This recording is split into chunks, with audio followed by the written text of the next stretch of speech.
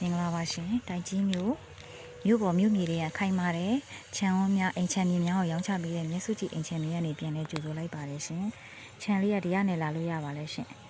မမြင်ရတဲ့မိတိုင်ကကွန်ကရစ်လမ်းပါရှင်ကွန်ကရစ်လမ်းကနေ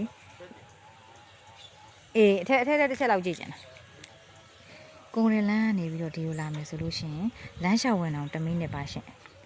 ရန်ကုန်ပြည်လမ်းမရန်နေဒီခြံရောက်ဆိုလို့ရှိရင်တော့ဆိုင်ကနေဆို2မိနစ်ဆိုရောက်ပါတယ်နော်ဒါပတ်ဝန်းကျင်အနေထားပါအိမ်လေးကအဲ့ဒီမှာပါရှင်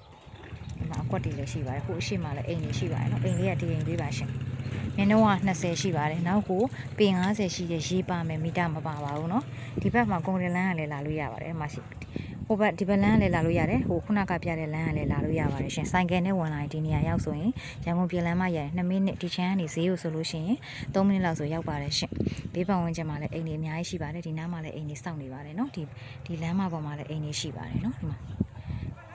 ဒီနားခြံဝန်းလေးပဲဒီခြံဝန်းကွက်လက်လေးပဲလွတ်နေတာပါနော်ဒီခြံလေးကလူပိုင်ရှင်တွေရှိပါတယ်ရှင်ညနေဝ20နောက်ကိုပေ50ရှိတယ်အထဲမှာတော့ဟောပါတစ်ချက်ပြပေးပါမယ်နော်တော်သွားယူနေလို့ပါ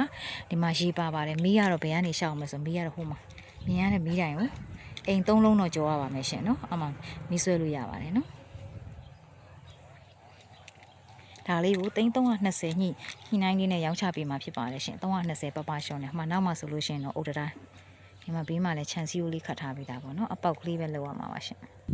ဒီမှာပတ်ဝန်းကျင်အနေထားပါဒီကနေကွန်ကရစ်လမ်းကနေဆင်းလာလဲရပါတယ်နော်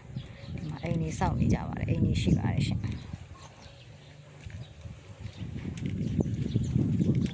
ဒီခြံလေးပါအတွင်းပိုင်းလေးပြပါမယ်နော်အိမ်ရဲ့အတွင်းပိုင်းလေး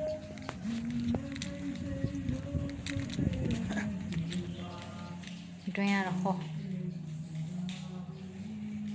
အတွင်းကတော့ဟောပါရှင်